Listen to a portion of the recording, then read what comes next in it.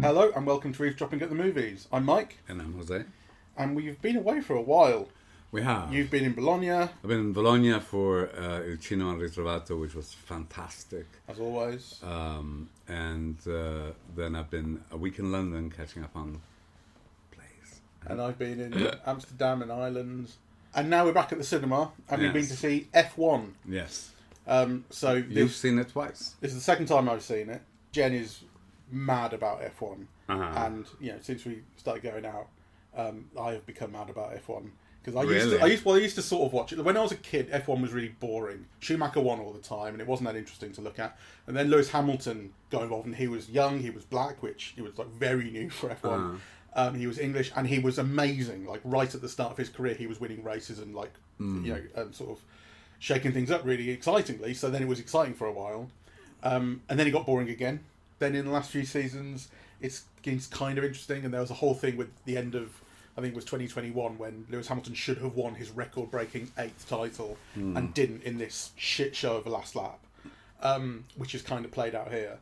But then, I've got into it again, but now I've got into it in a different way, because it was sort of about the driving before, and now that I get into it and I learn about all these new drivers who are all like 20 years old, I realise that F1 is all about the social media, the engagement, the circus of it all.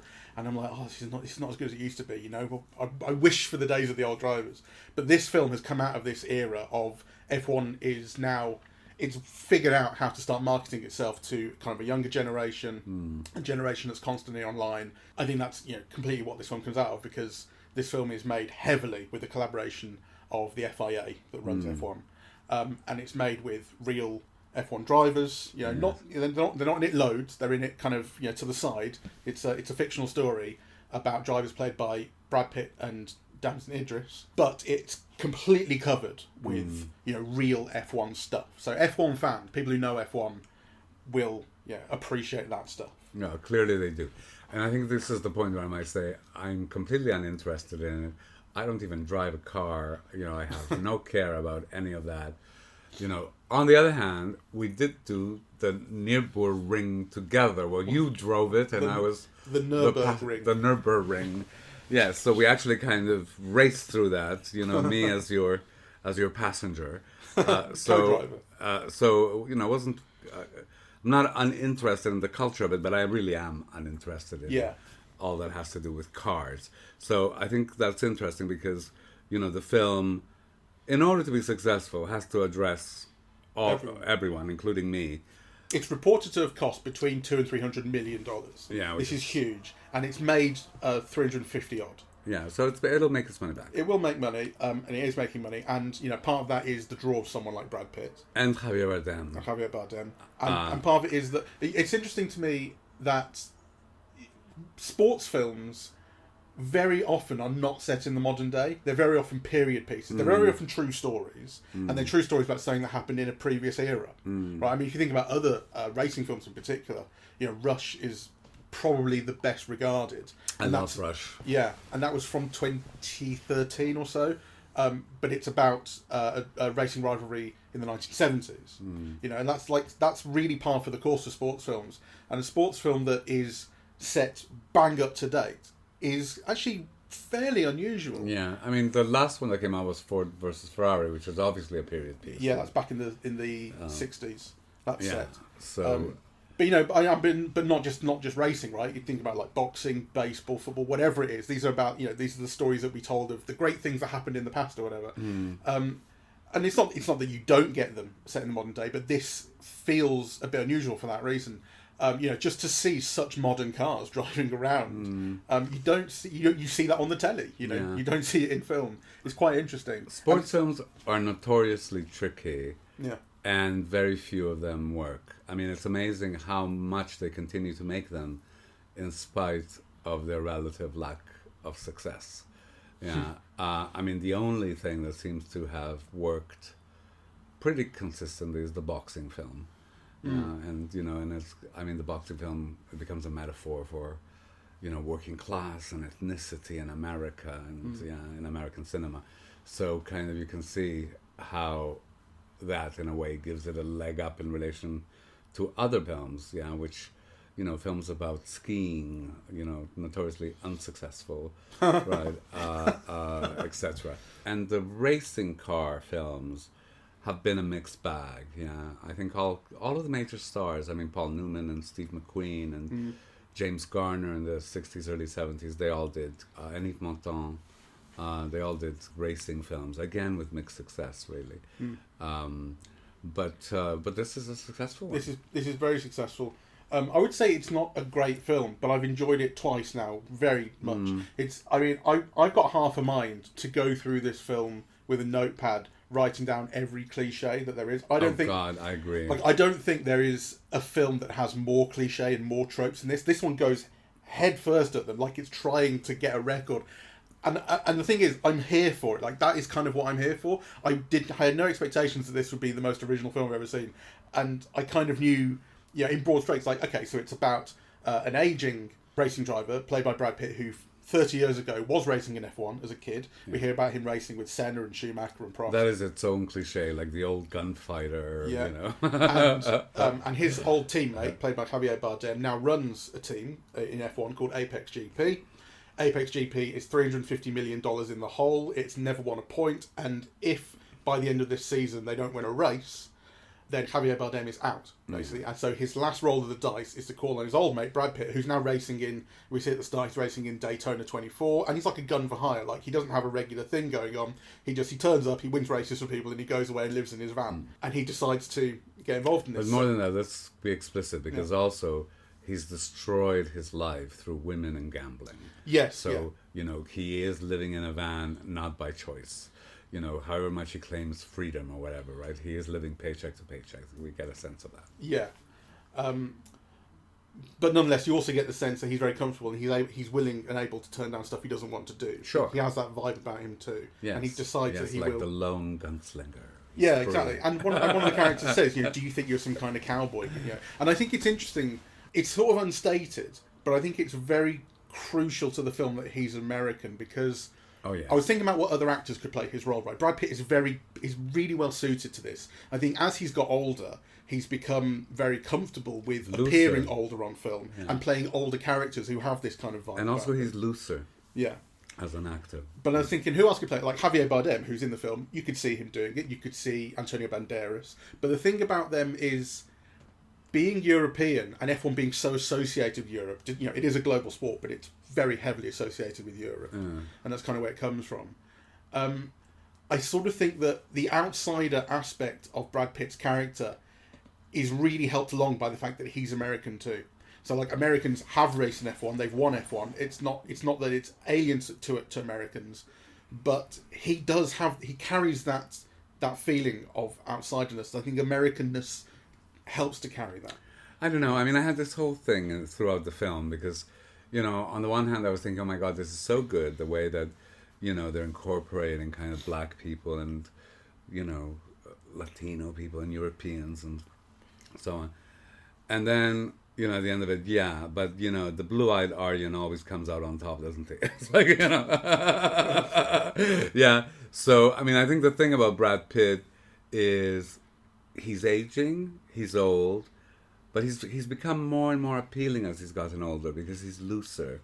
He's less kind of high-strung, right? Whereas actually the thing about Antonio Banderas and Javier Bardem, to me, is that they're still quite high-strung. They're intense, right? They're not cool in the way that, Brad Pitt, you get a sense of take it or leave it kind of, know. He's well, that's certainly the character he's been asked to play here, and he suits it perfectly. Yeah, it's part of his persona as well, I think. Yeah. When you think about him in Once Upon a Time in Hollywood, has that same vibe of someone whose career hasn't gone as well as it should have done. He's he's basically chauffeuring for Leonardo DiCaprio's character. He's he's theoretically his stuntman, but he's like fixing his roof and shit like that. But he's cool with it. Like that's where my life's gone, and I'm cool with it. And he has that here basically. Yeah, very much so. He's incredibly appealing.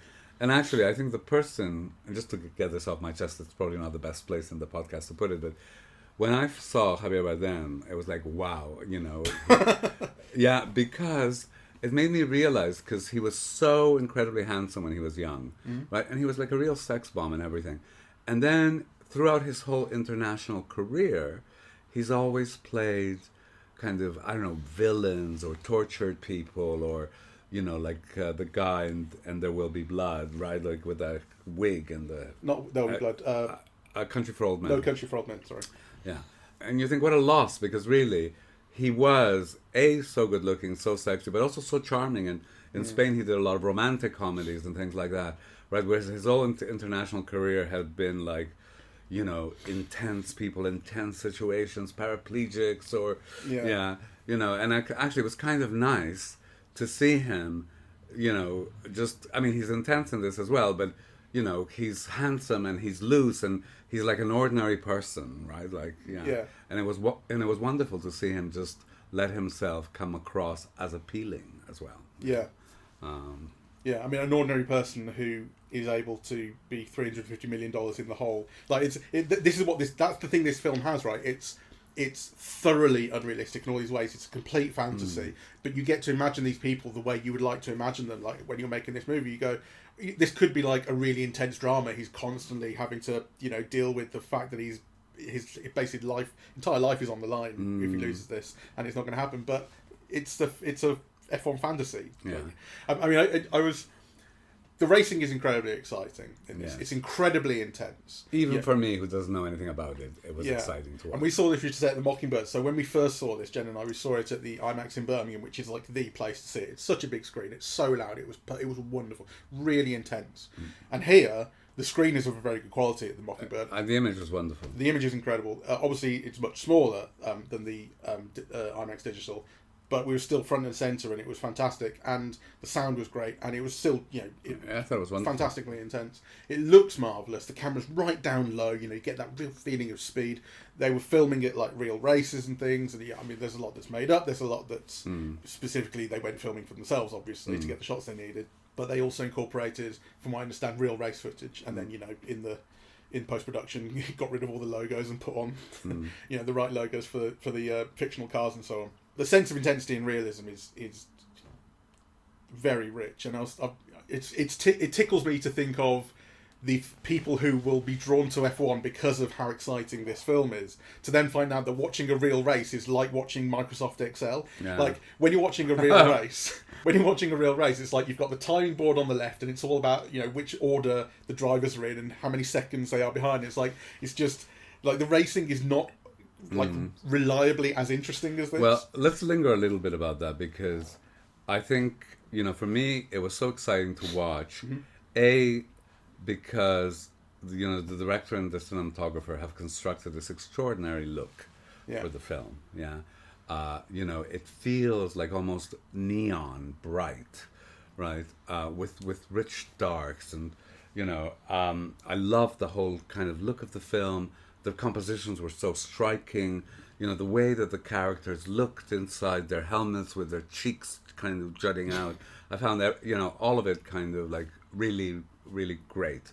And one of the things that I thought was also great is the way that the film graphically visualizes the tension of what's happening on the race course, right? Through those video graphics, showing you where they are in relation to each other, right? And also the montages, which I think are so good. I think also the structure of the narrative is also very good, right? Because they tell you we have raced X races, I forget how many, we now have 9 more or something like that, right? So you already know there's going to be 9 races, like kind of, you know, so you have like kind of a really tight structure, beautiful visuals, a kind of a dynamic and kind of a rhythmic editing that propulses you along. And actually what I found was not good about the film, which you mentioned as a series of cliches, but actually I thought it was more about the direction of the players.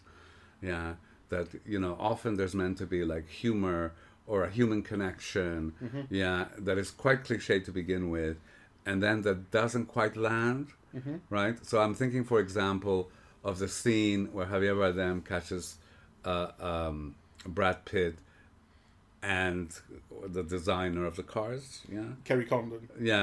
You know, in the same apartment, she pretends he's not there, whatever, and then she admits that he's there, and that's meant to, you know, the last line is meant to land a laugh. Well, I can tell you the first time we saw it in the IMAX, because there was only 3 of us today, in the IMAX there were people, and that line got a good laugh. Yeah, well, I thought kind of everything seemed slightly off, really. Yeah. It was extremely predictable. It was very predictable.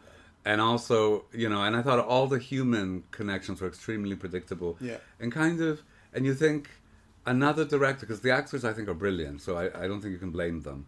But I think it is something about the timings or something that, it feels more cliches than it should, even though you recognize the cliche. Yeah, I mean, I think when I was talking about cliche, part of it is, the performances contain cliche as well. The way that those lines are delivered contributes to that. It's not just that this is the line that we've heard before, this is the plot twist that we've seen before. It's the delivery of it conveys that too. I wondered if it had to do with the actors who've been at it a long time, because I think Pitt and Bardem are absolutely kind of charming in it, and they're wonderful, and I think some of the younger actors who are also wonderful, but then some of their moments feel more awkward than they should, right?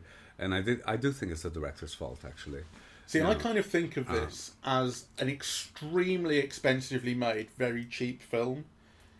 Like, I don't think that, because that cheapness is in this is how a very mediocre plot and dialogue and and story work in cheap movies. But it's been made with expensive actors, expensive cinematography, expensive action. Okay, so we're maybe saying the same thing. I mean, It's got a B-movie plot, right? But my God, the production values, you see them on the screen. I mean, it looks fantastic. Yeah, absolutely. And that is not the look of a B-movie, let me tell you. No, as I say, the cheapness is more fundamental. But it's been made very expensively. And it's great. But the thing is, like I say, I wasn't expecting much else. I'm very much here for it. Like, I started to celebrate the amount of cliche. It's like, yes, here's another one. Yeah, it's like, it's that kind of, to me, I was like finding joy in that stuff. Yeah, I don't like it because, I realized that I had written on Kosinski, the director, before. Joseph Kosinski, yeah.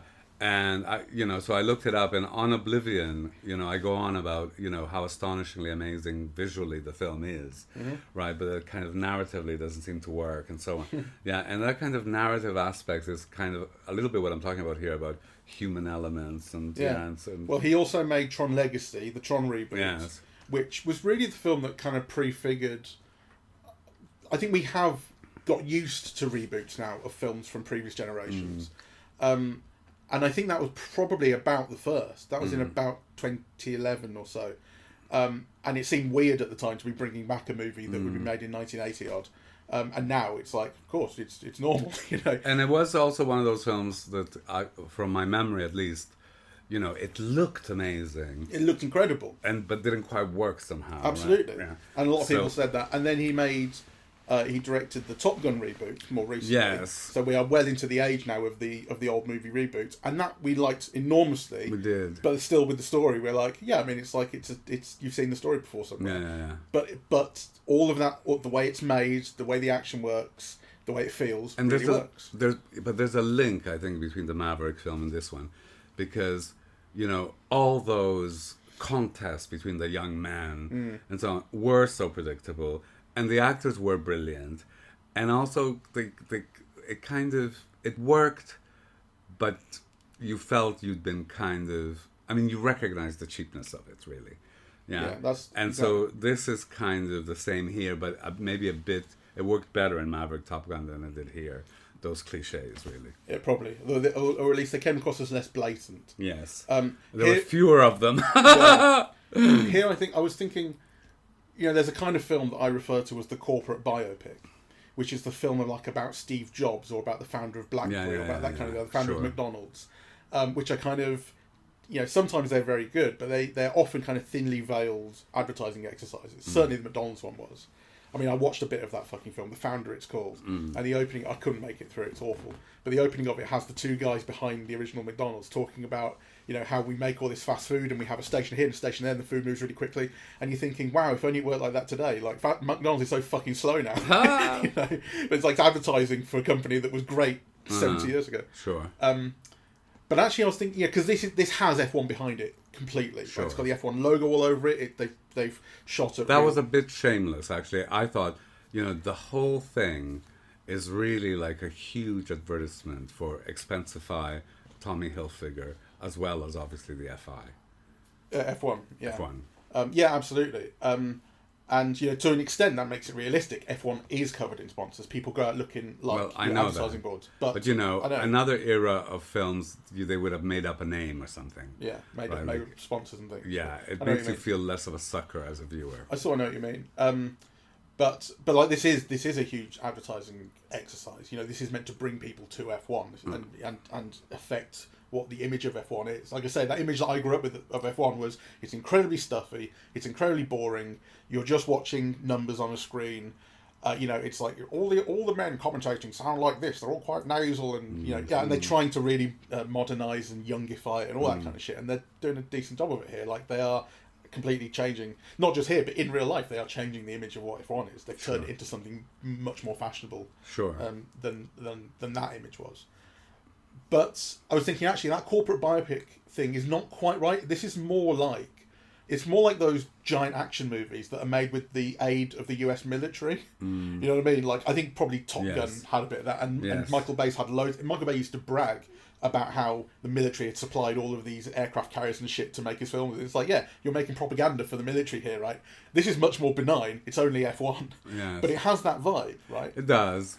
And you know, it does leave a sour aftertaste. I mean, I think it is one of the characteristics of the culture, really. And just because you're bullied into it or because you have no choice about it doesn't mean that the experience is any nicer for it, right? Like, I mean, I really, really, really, really resent the sheer amount of ads that you now have in YouTube, right? So that, you know, I used to watch podcasts before I went to bed, and now I can't watch them anymore because there's so many ads that it keeps you awake turning them off, right? You know, and then if you somehow fall asleep during that, then the algorithm switches me on to some Christian evangelical channel, and you wake up with like someone screaming about God or hell, and it becomes like a kind of a nightmare thing, really.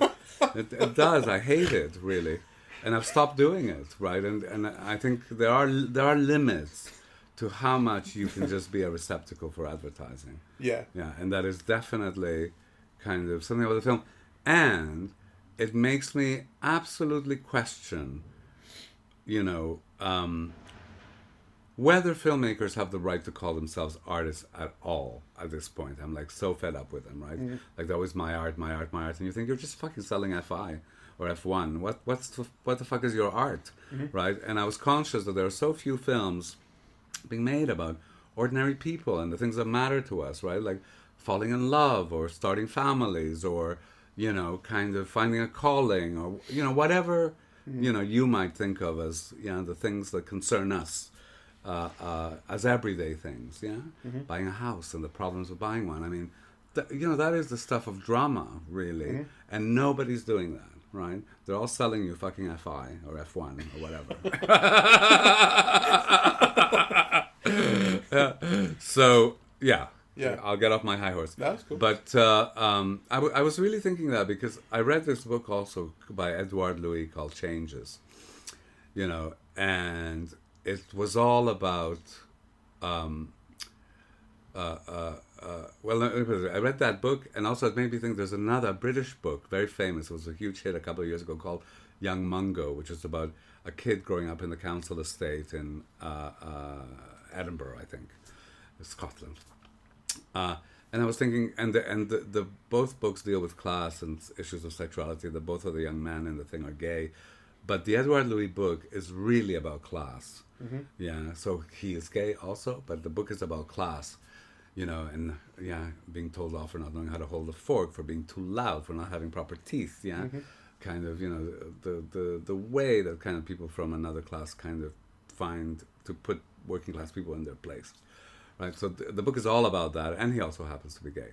Whereas The Young Mungo, it really is about the sexuality, right? And the levels of poverty in both books are the same.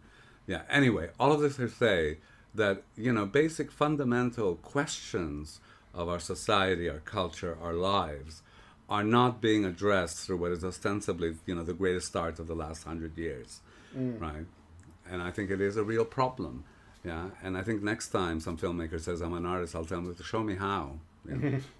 Right, Yeah. because selling F1 is not what art used to be about. No. I remember about 20 years ago, Roger Ebert wrote an article about how video games weren't art. And this got a lot of people's backs up because video game fans love to think that that it's art. And they're saying, well, this game could be art, this game's art, this game's art. They were giving all these examples of like the really great... There are great games with really great design and everything. But Roger Ebert was saying, no, Joe, I think in principle, just a thing that you have to play, a thing that you can affect and change, can't be art. Art has to be something that you're shown, that you're told, whatever. And then I think he went on to make the point that, people think that I'm saying, like, well, films are art and your things aren't art. And so they just hate me for that. But most films aren't art either, he says. Like, it's a high bar to clear. Yeah. I just think that, like, in the video game world, it's something that can't be cleared at all because of their nature. But he was like, it's not just like an automatic thing that films get either. The argument, I think, was loudest, if not most clearly expressed, in relation to advertisements. Right, where people at one point wanted to claim that some advertisements were so amazing that they were art, right? And the question was, well, something that is entirely designed to sell you bread or whatever, how is it art, right? Like, I mean, it's not teaching you anything, it's not giving you an experience, it's not enlarging your sense of society or what it is to be human, it's just making you want to buy bread, right? Like, that's the purpose of it. So how is that art, right? It might be beautiful or exciting to watch or whatever, right? But it doesn't fulfill any of the functions that you normally expect of art. And I do think that there's a little bit about this in F1. It is an advert that you paid to see. Yeah. And I think you do go in with it with that understanding. Sure. There is that. I think that to speak more positive about it again, this is something that F1 fans should get a big kick out of. I like the film. There's a lot. No. Specifically talking about F1 fans who know, in some detail what they're looking at. There's a lot that they will get out of this. They recognise the drivers. They like seeing X, Y, Z. They recognise the way that those graphics look. They recognise Martin Brundle on commentary, who you wouldn't have any idea who that is, but we hear him and see him, and we love. It's like he is the voice of F1 commentary, that sort of thing. Not Brundle, Crofty. Yeah, Jen's looking at me. Crofty's the commentator. Brundle does like the pit walk and stuff. But anyway, like these people who are the face of F1, they present it every week that it's on TV. They're there and they're doing the commentary and everything. Like, these are the people that we see. These are the images that we see. These are the logos and the races and the drivers. That's all there, and that lends the film an awful amount of credibility and stuff like. But I did sort of think to myself, like, there's no one who will 100% appreciate this film, because either you're like you and you know nothing, but you appreciate story, excitement, drama, visually, all that kind of stuff. Fantastic, right? But it means that you won't be appreciating. Oh, there's that driver. Oh, there's Lewis Hamilton's dog. Exactly. Well, I was responding to Jen, responding to that. Exactly. Yeah, and actually, that's a beautiful thing about watching films with other people, is that their response makes you aware of a lack, or that there's something going on that you're not aware of. Or yeah. So on the other hand, if you're the person who recognises all that stuff, it's impossible to fully appreciate it, because details like that are things you get bogged down in. And like we were chatting a little bit before, and you heard some of the criticisms that Jen had of like, well, it wasn't like this, or that's not right, and it's like, but to you it doesn't matter at all, right? This is complete fiction. It doesn't matter that it wasn't really like that this driver wasn't racing at the same time this other driver was. It's pure fiction. But like, so even though you should be able to appreciate, oh, I recognise him and him and him and him, there's still, like, if you're the kind of person who recognises all of that and has that level of interest, the detail then throws you off in a way. Yeah, maybe. I mean, I don't know, because I get a similar thrill out of, if you're watching a 1940s film and you recognise stars that aren't quite stars yet, or there will be stars, you get a thrill out of seeing them. And it doesn't necessarily spoil my pleasure in the film or the narrative, or it doesn't, And actually, I think this thing about spotting, like in some films, it's spotting pop stars, that are background figures in them. I mean, it does, in a way, I suppose, take you out of the narrative if you expect total immersion in it, right? Like, but it is one of the added pleasures, It should be. But I'm really just talking about the nerdiest of the nerdiest here. Yeah. That's like, that's just a thing that comes with that territory sometimes. I've kind of been there. Like, I'm not that, but if you remember, So I'm not like that about this film. I think I've chilled out a bit, and also I don't know all those details to the extent that others do. But if you remember when we talked about Ford v Ferrari, Matt Damon, Christian Bale film, I was ruining the podcast going off on one about how that's not how late breaking works, whatever. And you were going, it's not the fucking point. And, yes, I remember that. And now that I listen back to it, I was like, yeah, you're absolutely right. Like I was kind of right, but in the nerdiest, most annoying way. And it does not matter. The story and the way the film it carries you through is so much more important than some detail about how this or that works. Yeah, though, I suppose part of the reason why Hollywood always devoted so much money and care to try to be historically authentic, even though they never quite managed and so on, is because there would always be someone in the audience who would point it out to them, right? Or for whom it would bother, or, so I think it's a balance, you want to be kind of, you want the audience on side, and you want kind of all of the audience on side, to some degree. Though, it's not always manageable. But you also have to keep a perspective on, what is the film about? Yeah. I mean, here I would say there is like almost no balance when it comes to the level of authenticity, because you do have that the kind of the look that it surrounds itself with is extremely authentic. But, the way that those races go, I don't think you have to be into F1 to get this sense that they would have been, like, banned within a race. Because for the shit that Brad Pitt was pulling, the idea is that he's coming in to cause chaos and ruin everyone else's race for specific strategic reasons. The kind of stuff that he's doing, they would know was going on, right? They wouldn't go, oh, how come he's taking so long in the pits? How come he's doing this, that, and the other? Like, he would get banned, right? It's just completely unrealistic. You just go with it. I don't know. I love that whole thing, because for me, the reason why Formula driving is so boring, right, is because you just assume they're all great drivers and it's just a car, right? That's it, right? Whereas actually what this film does is, it shows you skills of strategy and psychology and things like tires and weight and so it gives you the rules of a game that you can then now see how it's skilled, right? Well, that is interesting actually, because I sort of thought you're probably not familiar with F1 that much. I'm not at all. So I'm interested to know, like, to the extent to which you were confused or not confused by what you were saying. Well, no, the film made it really legible. I think it's one of the film's strengths. Yeah, that you see what's at stake in any given moment, right? But that you also begin to appreciate the work and the skill of somebody like the Brad Pitt figure, right? Who's practicing, who's kind of looking at wind conditions and balance and, the curve of that particular... the floor part that they have on. So all of those kinds of things, like you think, okay, well now you realize that it takes kind of a million factors in winning this race when it's just a matter of seconds. Right, and kind of, these things are so calculated and it must be so difficult to do, and you begin to value and appreciate those skills. That's interesting. That's definitely something that I think it communicates well, and it's something that is true of F1, that it's like the right thing to communicate. Because on the other hand, it also communicates the idea that these races are constantly incredibly exciting, and that is just not true of F1. Yes. F1 is like regularly boring, right. And people constantly go, that was a shit race. But the other thing that, and I think one of the ways in which it conveys all that stuff you're talking about is through the use of the commentary, the news beats. So this is something that is very common to sports films, because, as you say, they're setting up a game. You have to understand the game, and you're going to be showing this to audiences who don't necessarily understand the game, and so you have to devote a lot of time to commentators going, okay, he's in first and he's in second, and here's what happens, and here are the rules, and here's the possibilities, and here's the standings, here's how many races are left, if this happens.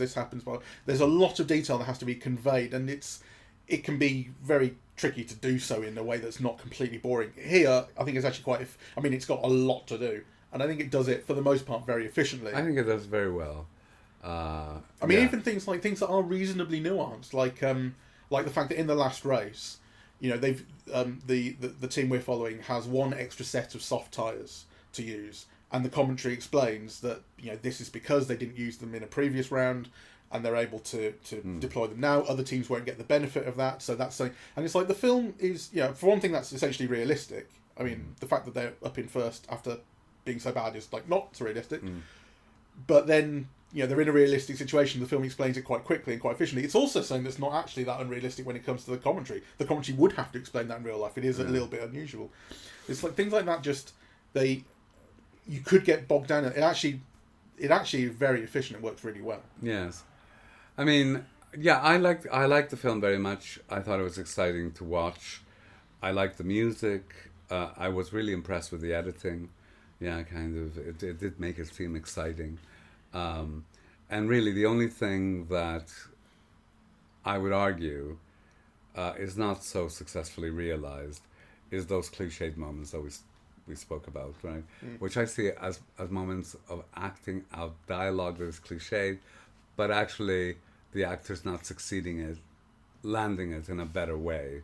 Yeah, and I think there is a difference between the more experienced movie stars who do almost always manage to land even really cliched things. The whole ending with Javier Bardem bit was like entirely a cliche, right? And yet he kind of lands it, I think. Whereas some of the younger actors, who are very good, I think, don't quite land those moments as well, and you feel the cliche, in a way that the more experienced actors supersede. Yeah. So I've been seeing people sort of talking about this film as like immediately one of the great racing movies, and I'm thinking to myself, you probably haven't seen enough movies. I think people saying that are probably coming from racing more than from cinema. Yeah. Because it's not a bad film at all, but it's not a great one. But on the other hand, it's also possible that there just haven't been that many great racing movies. You can probably count them on like the fingers of half a hand. Yeah.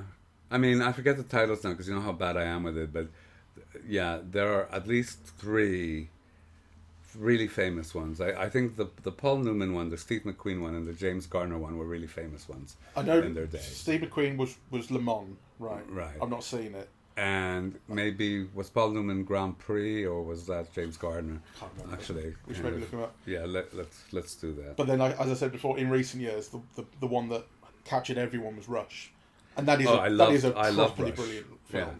And actually, that surprised me because I think it's such a good film. It didn't do well. Yeah. No, did it not? No. Rush. Oh no, it did. It cost 38 million and made 100. It's okay. It lost money then because that amount of money with those stars, the advertising would have. Well, yeah, and you need to make at least 2.5 to 3 times to break even. And we were saying before, you were saying this movie's cost between $200 and $300 million. It's made 350, and we're talking about it making its money back. Because we're talking about it making its money back. Well, actually, I shouldn't have said that then. But it's just week 1, isn't it? Yeah. It's been open for a couple of weeks, I think. Hang on. It was released June 27th. Yeah. In the States, which is 2.5 weeks ago. Okay. Well, they normally need to make 2.5 to 3 times, right? And I know for a fact that Rush lost money, and it certainly performed below expectations. And particularly since it was such a good film.